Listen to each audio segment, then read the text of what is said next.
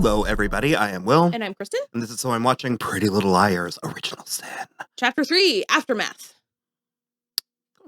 I think I have a handle. Okay. I had to make a chart. He did. We had to stop the episode. Well, so I was like, we effectively have 15 core characters. Yeah. We have the 5. I mean, at least, because you have to take into account some of the boys as well. And Kelly and Karen and the sheriff and apparently Martha. Why did you say that name? You know, who has entered the chat. I am so excited. But this is also one of the places where the 22 episode order might have helped. Because I'm like, oh man, we could get some material, some like Twin Peaks material from Martha. Yeah. That I don't know that we're going to get with a 10 episode order. So I also remember Allison's mother from the OG series, and I loved her already because she was in a show called The Pretender that I really liked when I was young. And then also she's in one episode of Kitchen Confidential. But I just am like, can we go there with someone, anyone? Martha works. I'm very into that. But yeah, so we have the 5 liars who I have a also I cannot believe he called them lying little bitches and not pretty little liars. I mean, granted, we would have grown so hard our jaws fell off. Of course. But I'm already doing that with every line that falls out of Tabitha's mouth with all the grace of a bull in a china shop. But so, yeah, we got Noah, Farron, Imogen, Mouse, and Tabby. So I finally have a lock on them. And then also we apparently have their 5 mothers who are like well, there's only regulars. 4 now because Davy is dead. But sure, but she comes up. That's true. And then on top of that, we have their mothers in 1999. Yeah. So it's a lot of faces that I'm trying to get a lock on. And then the boys, I'm still not sure which boys are actually going to be of any consequence. Yeah, me too. And we also now are insisting Tyler is a character. Which one's Tyler? With the phone. Yeah. So, although we didn't see him at all in this episode. No. He was mentioned, but we didn't see him. And then on top of that, it's like they have first and last names and they call them by both. Yeah. And also some of them have nicknames. It is ballsy. Yeah. So mostly that's just Mouse. But I don't love the like instinct to call by last names. It's not checking for me. Like it doesn't make sense in general to me, or for the show? For the show specifically, and especially it doesn't make sense for Noah to be doing that because as it stands, she has the most in common with Emily from the OG series, except she's not an athlete. So there's no reason for her to be calling like as if they're teammates, you know? So there's but that's like, if that's the energy I'm getting from her is Emily energy. It's a thing though. Like my brother in high school, his friends called him Brooks. Yeah. So, and I mean, Rachel calls him Word. So yeah. People have weird names. Yeah. I was Willow for a hot minute. This was largely filling some things out. We did find out that Noah's crime was she covered for her mother. Yes. It was drug-based, drug-related. Yeah. Her mother's also the one who's the nurse, so I'm thinking it might be more nuanced than the way it was presented and the way that Sean took it. Yeah. I didn't like the way... I mean, I get it, and he was right, but the way he was like, how could your mother do that to you? And I was like, family is weird. You can't just... She's a single mother who works odd hours, and I'm sure that it was uppers so that she could get through her shifts and stuff. Or like there's a multitude of reasons why a nurse would have drugs. Yeah. Good and bad and in between. I'm thinking it's in between. I'm thinking it might be one of those like... Yeah, like maybe she's like servicing underprivileged in the community. That's where I would go with a story like this. Also, there was like a whole 5 seasons of a show called Nurse Jackie that dealt with this exact thing. I liked Sean at first, but he's chapping. One of the things that is actually the most annoying is so far, none of these boys are 1 ounce as compelling as the boys from the OG. Okay. I don't find any of them immediately gripping. That pause for me was I started to be like, I don't think we should compare it, but I mean, I'm trying to evaluate this as its own thing. Name demands comparison. It's so different, but also I do have such a fondness for the other show, even though I didn't finish it. It was like really It was like, I don't know, it was a big deal for me at a pivotal, like a turning point in my life. So and that's stuff, what I started. That's what I was about to say. It's now 10 years old. Yeah. And we're 10 years older. And like 25 to 35 is the difference. Like as evidenced by Tabby and Ash. No, it's Wes. Tabby and Wes. Barf. For like their like date scene, for me it was like watching that scene with The Grudge, because you were just like through the whole scene. It's like a snuff film. It is. He's too old. It is okay. Way First of old. all, it is never okay. No. Statutory. It's not good. No. Don't do it. We don't condone it. It's never okay. In fiction analysis of fictional worlds, there's nuance. There are things that I can have an easier time wrapping my mind around. It is different than the Ezra and Arya. Oh, yeah. Wasn't Ezra like 22? He had just graduated college, and I It's graduated. still gross. I'm not saying it's not gross. Still gross. It's still gross. He had just graduated college. I was 21 when I graduated college, so that's even less. But she was also, like, when that show started, I think they were 15. That's too young. They're maybe 16. It's all too young. It's all definitely too young. But my point is, when I was, they're positioning these girls as 17, 18. Mm-hmm. And when I was 17, 18, 36 years old might as well have been 72. Yeah, 100%. 100%. It's the way that he's manipulating her into it. Because the Ezra and Arya, they actually had a spark. Like, they met without the context. That is literally the thing. The fact that they met and had this spark and had this encounter before he knew she was underage and before she knew and they both knew that he was her teacher is a whole different bag of worms, that can of worms, whatever. It's not okay, but it made sense in a not okay way. 100%. It's definitely not okay, but it was like within the confines of the story that show was telling. In my mind, it was less unacceptable than what Wes is doing. Well, and also we reach a point when you're dealing with this level of heightened reality, it's a trope. Yeah. It's about the absurdity. Because I mean, also killing people's not okay, and Sure. that be happening everywhere in this show. It's just the way in which he is so aggressively preying upon her. And yeah. Like, also, it's not for nothing to say that, like, despite its wrongness, again, I'm not excusing it. Arya and Ezra were set up as endgame from the minute one. And so the writing all worked around the ickiest parts of it to be like, no, but they're like soulmates. Like, oh God, what's that girl's name? I love her on YouTube that does like tiered lists. You know, the YouTube girl that ranks things.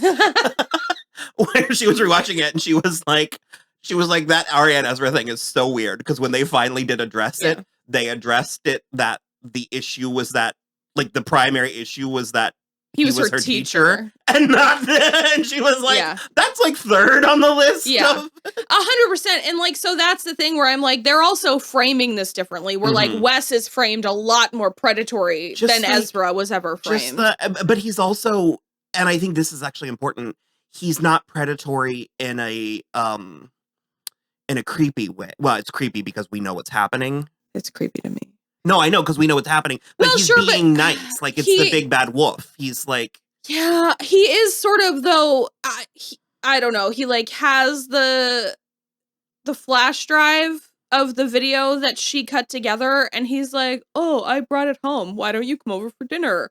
And then he's, like, trying to make her watch a Dario Argento movie. A young person could be like, oh, he's taking interest in me. Like, it's creepy, it's manipulative. Yeah. But he's not like a skis in an alley in a trench coat. Of course, yes. And then also she does seem savvy enough to be like, this is fucked up. And while he's like just talking nonsense in the kitchen, she like gets up to leave and she spots the flash drive. Although none of them ever double check to see what's actually on that flash drive. And then she just leaves. She was also the one that had the flash drive of the boys showering, right? She had something of the boys showering. Are we going to come back to that? I don't know. She had footage. She had the peep. The one peep. The one peep. We are still at one peep only. Oh, boy. And the way that he had the audacity to pretend like he had been, like, stood up when she, like, stormed out. He was serving her wine. Like... and get another glass for yourself. She'd been there for 30 seconds. And I am still not convinced he didn't drug her. The screen started turning all fuzzy when she finally was like, this is fucked up. I'm going to leave. I don't know. I feel like, I mean, I'm not saying he couldn't have, but I feel like the show would have put a button on it. More of a button. Okay. Fair enough. I sort of thought, because I mean, I thought that was kind of what was happening as well. But then I thought maybe, I don't know. That was a real deliberate choice on production. Yeah. To have it be like, she just is like, oh. Yeah. I'm feeling overwhelmed. I don't know. Kind of weird. All that okay, I feel. All that to say, I am longing for the days of Arya and Ezra, because it was at least not so disgusting. So the moms are in play. Yeah. All the 4 remaining. Yeah. Because Corey came back from Pittsburgh. Or Philadelphia. Pittsburgh. Which, if it was Philadelphia, I would get her thing of like, I don't know. I've always sort of thought Pittsburgh was like the dirtier cousin of Philadelphia.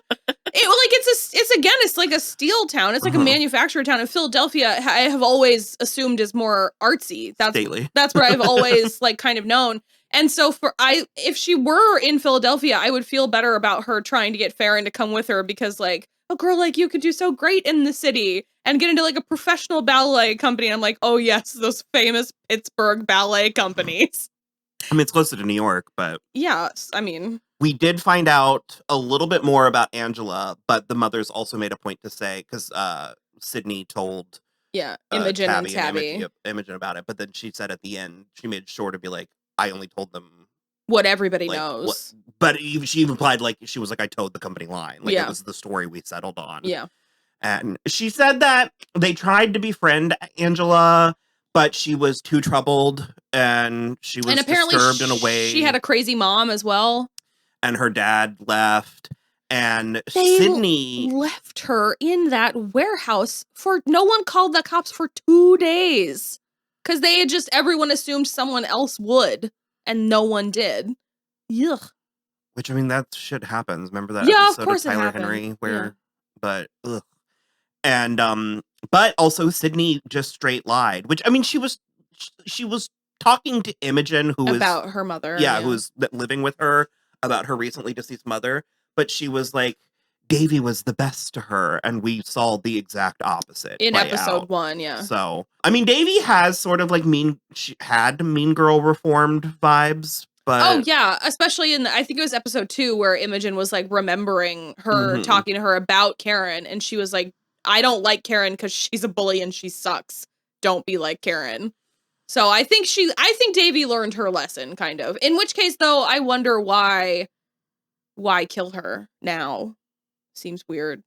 Elodie had a strange interaction with Mouse where she was like, I didn't want to lose you. I can't go through that again. Yeah. I don't know. Noteworthy. That was like about Mouse, or if there was like a sibling, or if it was in an indirect way about Angela. Yeah. I'm not sure. This dude, whatever A is traipsing. Yeah, everywhere. All over Helen Begone in that really suspicious mask. In broad daylight. And also he's seemingly living in the barn where Angela killed herself. Yeah. And again, not subtle about it, and also seemingly has neighbors. Yeah. Because somebody was calling barking. a dog named Joe or something, and he was like, Joe, knock it off. It's fine. That's the kind of thing that I'll let slide, but it is sort of, like, at the end, they're apologizing to Karen's grave, which I'm still not convinced that that's Kelly that we have. Why introduce them swapping? Yeah, I agree. It's not a 3D chess type thing. I agree for sure. The one that we have is significant. It seems significantly nicer. Yeah. There has to be a triplet. Because she was mean in the bathroom, but then she was nice on the swing. That could just be like trauma response. Okay. I'm saying, I think the triplet's the one that died, and I think we still have Karen and Kelly in play. I don't know. This is like, if that is the case, we are already like surpassing season 5 of the OG. I don't trust it. You don't introduce a twins played by the same actress if you're not going to do some shit with it. No, I agree. But I do like it. I think that I like Imogen. She's a solid lead. I did like her scene with Kelly at the end. Mm-hmm. At the swing set. The Um, really decrepit dystopian swing set. Sheriff Beasley's at a 10. Woof. I'm surprised he didn't pop an eyeball with all his scowling. I'm surprised he didn't have like a fluffy white cat in his lap. First of all, it is very Grandpa Argent. He has taken over the principal's office. The principal's worthless. I don't like the principal. No, but he's in there. He has his own nameplate on the principal's. He also has 2 posters from Sweeney Todd. One on either wall. It happened twice, because then there was 2 posters of that, like, hang in there or something is awesome. It was like attitude is everything. Yeah. It was on behind the blackboard, but also on the left wall. And they kept cutting. I don't know what's happening there, because the show has money. Yeah. So it's like, I can't believe that it's PAs running around behind each shot trying to extend the set. Like, I don't know what's happening with that. Yeah, but he is very like everyone. Well, I guess just Martha and the sheriff, but they both are like, you 5 murdered my daughter. And again, with these characters, I'm like, I mean, I know that your child died, but like, that checks for me with them. They're unhinged. The word murder has meaning. Like, no, it checked for them. That totally, because first of all, Theron's my girl. Yeah. She had like 4 different line deliveries and parts in this. What was the one when it was Mouse or Noah called the meeting without them, and she said something. I don't remember. She was like, "That's suspicious." Oh, shady. She was like, "Shady, why?"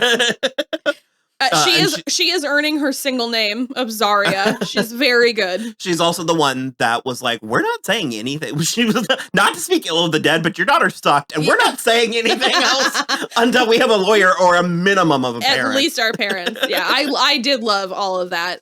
I don't know. It just was very, and then he is just like on this bourbon-soaked rampage to be like, I'm going to get them all expelled and then in jail. And by the time I'm through with them, they're going to wish they were dead. And I was like, again, it checks, but it's sort of, you also clearly don't care about your family. So like this vengeance. I'm so glad you said that. That's the thing. It's not that he cares about Karen. He cares that this was done to his family. I think he's embarrassed. Yeah. It's like it's more an affront to him than it is the loss of a child. Sure. Yes. That's wild. Because you were right. He was doing that. He was like grabbing Martha, and it was very unsettling. Because she was like a weeping mess at the table, and he comes up behind her, and he was sort of like, nobody treats our family like this, and like she's just like, like it was. Also, he seems and then mad. Kelly's like clutching glass. Yeah, he seems so upset that a glass was broken, because he comes in and he goes, what's broken now? And I was just like, well, no, it wasn't even mad though. It was sort of like, how much more useless which can one you of get? you cows broke another glass? Do you know what I mean? It was like, I do. I know exactly what you mean. I don't know. I love it. Well, basically, they didn't get expelled because Kelly or whoever Mallory Bechtel is playing now went to the like disciplinary committee and said wait, her name is Mallory Bechtel? Bechtel, yeah. So if there's a scene where she's talking to herself. Sure, yes. You were like, really? It's not spelled the same way, but I'll give it to you. So if one woman is in a scene. If one woman who has 2 names is in a scene with herself talking about something other than a man, regardless, she ended up going to the disciplinary committee and admitting that, yes, Karen was up there with a bucket of something to dump on Imogen, because that was a hard That block. was also so funny that it all hinged on the bucket. A bucket. Yeah. And she was like, it's dark, and there was a spotlight shining in Imogen's face. Yeah. And she was like, she clearly had a bucket. And he's like, that's odd, because no one else mentioned the bucket. And he's like, we searched that gym, and there wasn't a single bucket in that gym. And I was sort of like, don't you remember 40 years ago when, as a town, we rounded up all the buckets and burned them in a bonfire? It was really... It was bonkers. It was so weird. But and he presented it in such a way that the kids were offering unprompted. There were certainly no buckets involved. Yeah, I'm just imagining all the other interrogations now where they're like, no buckets to see. Well, and also because it was full of paint, so I don't know. Yeah. I'm shocked it didn't fall onto the ground when she fell because they were scuffling right on top of the bucket. Well, and also, how are these two women falling? Because both of them, Angela, so she falls, lands, kind of belly flops. Yeah. Or I guess she's on her On back. her back. But she has an arm sticking up with a compound fracture this way. Yeah. Where did that break? What happened? What broke that? Yeah. Especially to be on her back with it in the air. Yeah. And then Karen falls. Again, Karen's one that belly flops. Yeah. But she has blood on top of her. How did... And how is that not the bucket of paint? Just to make it like more gruesome, you know? Regardless. And even I mean, you know, I'm letting it slide because this is a TV show and it's whatever, but also like... Oh, this is evidence of why we're enjoying it. Oh, yeah, 100%. But my thing also is like, they fell from like high school auditorium catwalk height. Like, you would be severely injured. Death is... You could die. You could die, but I think you have to fall very specifically. It's not the certainty. Exactly. That it's this being carnage presented. is. Exactly. Whatever, it's fine. Yeah, sadly, no peeps. I fear the peeps may have been front loaded. An unfortunate scenario. They do it to get you in there, Yeah. get you in the door. And then the girls were apologizing to Karen's grave at the end, and in broad, splendid daylight, It was so bright. they turned around as that A thing was in a van, presumably the van that was in That Imogen like hid in, yeah. just glowering at them. And Well, then, you can't really tell what his facial expression is. Maybe he's just trying to be friends and he's smiling. he's trying to return there, like I don't know. They also, I'm still not convinced. Noah has the flash drive. She took it from Tabby and she was like, I'm gonna flush it in the toilet. I don't trust her. That's not how toilets or flash drives work. Yeah. Because also the sheriff came to her and was like, if you get Farron and Minnie to turn on Tabby and Imogen, you'll be good, but like you have something to lose. And so it was in the same conversation where they were like, all for one and one for all, like we're all in this together kind of thing. But then she took the flash drive after that, and I was like, I'm still not 100% on that. But I mean, it ends up they don't get expelled anyway, so maybe it's just going to become a thing later when they find out she still has it. Mm-hmm. So I don't know. I meant to say I like that there was not a deep friendship already, because there was in the OG one, and it was about how they it started off trying to become how they fractured and how they come back together because of this A thing. But I like that this is like new friends coming together, except for Imogen and Tabby. They were already friends, but I like that.